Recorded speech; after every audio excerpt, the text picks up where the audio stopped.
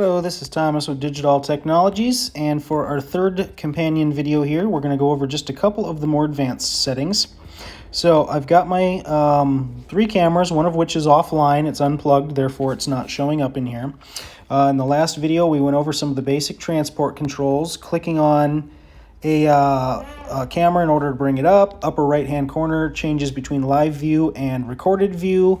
The blues are your continuous recording if we've set up continuous recording and you've got a large enough card to support continuous recording.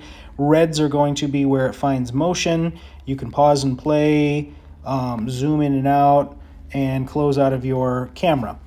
Now in the bottom side, we can see that video in yellow is highlighted, and if we go over to the events, we can actually see that it's found the parking lot camera is set up to find specific events. Therefore, it's been tracking events and tells us when things happen.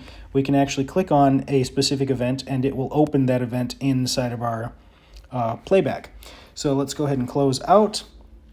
And then down in the bottom, we've got devices. And that'll just tell us any information we need to know, or if there's a specific device that is having an issue or is offline. We can kind of see at a snapshot what information is on here. Now, a lot of this information, other than disconnected, is probably not going to be worth anything to anybody. But in the event that we need to pull some information off of a particular camera, that's where we can do it. And I can't remember if all of these settings are in administrator versus users or not, but that's where they are. Biggest thing we care about is in the bottom right is users, and up in the top we've got notifications. Now, when you originally downloaded this app onto your phone or smart device, your smartphone or tablet or whatever will likely ask you if you want to be given notifications. Most people just say, yes, notify me about whatever. Some people are stringent about what their phone does, therefore they tell everything no, and some people are anything in between, excuse me. The notifications will need to be active for the Access app on your phone, which can be done in the settings of your iPhone or Android devices.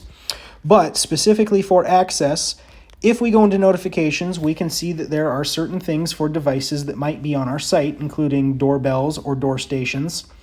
Fence guard, which is for some cameras, will actually detect if something goes over a fence. Loitering, pretty self-explanatory. If somebody is loitering too long based on a camera settings, if that camera specifically has loiter guard, you can turn all these features on. The one we probably most care about is motion detection. Motion detection is turned on, obviously, on all of our cameras because that's how we get our motion marks. But when a motion mark actually happens, we can not only just get an event down here and see a motion tick inside of here, but we can also get a push notification to our phone that a motion took place. Now, a lot of times we'll have to set a schedule up inside of the actual camera in order for this to not bother you.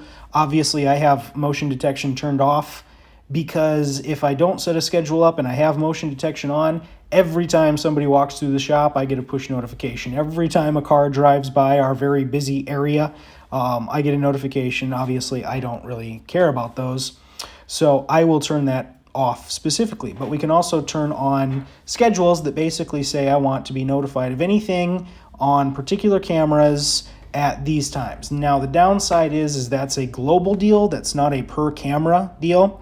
So if I turn motion detection on, I get motion detection notifications for any of my things. Well, I would have to turn a schedule completely off on my outdoor camera. Otherwise, I would see things coming and going all hours of the night. I'd be getting push notifications, so on and so forth.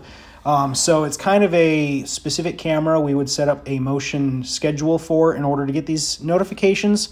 And because this particular version of the app is free, there are some limitations. But just to let you know that you can turn motion detection on and off and get a push notification to your phone if any of your motion cameras detect motion. That's where we can turn that on. So that's pretty much it for the slightly more advanced features. If you've got any questions, please give us a call at Digital.